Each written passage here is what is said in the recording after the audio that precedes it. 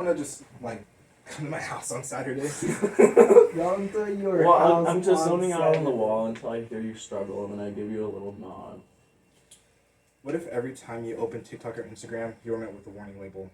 Warning: prolonged use of this app can result in anxiety, depression, and body image dissatisfaction. You probably stop and think for a moment: is this worth it? We already see labels like this on cigarette packs, warning on alcohol bottles, even calorie counts on fast food menus. But despite growing evidence of the negative impact social media, especially apps like TikTok and Instagram, remain unlabeled and unchecked. Today, I want to convince you that social media should be required to display mental health warnings, just like cigarette warnings, so we can better protect the minds of millions, especially our youth. Let's be honest. Social media is a powerful force in our lives. It connects us, it entertains us, and it also gives us a voice. But also, it manipulates, distracts, and harms, especially when we use it without awareness. According to the American Psychology Association, teens who spend more than 3 hours per day show signs of anxiety and depression more than most. The average teen uses social media for more than 5. Apps like TikTok and Instagram are engineered to keep us hooked with endless scrolling, algorithm curated content, and dopamine triggering notifications. This isn't accidental. It's an addiction by design. Yet there's no warning, no heads up, no acknowledgement of risk. Compare this to products like cigarettes or alcohol, which are required by law to carry health warnings, but we are now in a mental health epidemic with no labels, no limits, and no accountability. So what's the solution? We need to treat social media the same way we treat other public health risks, by introducing mandatory mental health warnings on labels on apps. These labels could appear whenever you open the app, whenever you reach a certain amount of screen time, or periodically throughout the day, like reminders. Think about pop-ups that read, excessive use of this app may contribute to anxiety, depression, and social isolation, or content may promote unrealistic body standards or harmful comparison.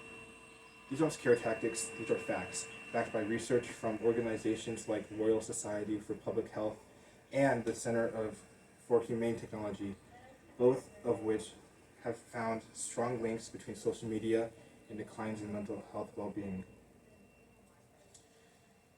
If cigarettes needed a warning once the risks were known, then social media certainly does now. Let's imagine 2 futures. One, where we implement labels, users become more aware, they limit their time, they reflect on how the content makes them feel, teens begin to understand what they see online isn't always real life, and they're not alone in how they feel. And the other, we ignore the problem, we keep scrolling. More teens suffer in silence, comparing themselves to unrealistic beauty standards. They get worse, more depressed. It becomes like everything was expected. You're expected to be depressed. Which future would you rather live in? So what can you do? First, support legislations or petitions that push for mental health regulations on social media apps. There are ongoing campaigns like the one led by the Center for Humane Technology that needs public support to make noise. Second, spread awareness. Talk to your friends and families, especially teens and younger siblings. Ask them how social media makes them feel. Encourage breaks and mindful scrolling. Third, watch your own usage. Set screen time limits. Use tools that help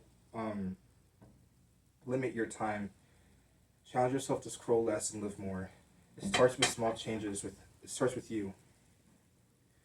We didn't always have cigarettes warnings. It took time, advocacy, research, but once we knew the risks, society decided we had a right to be warned.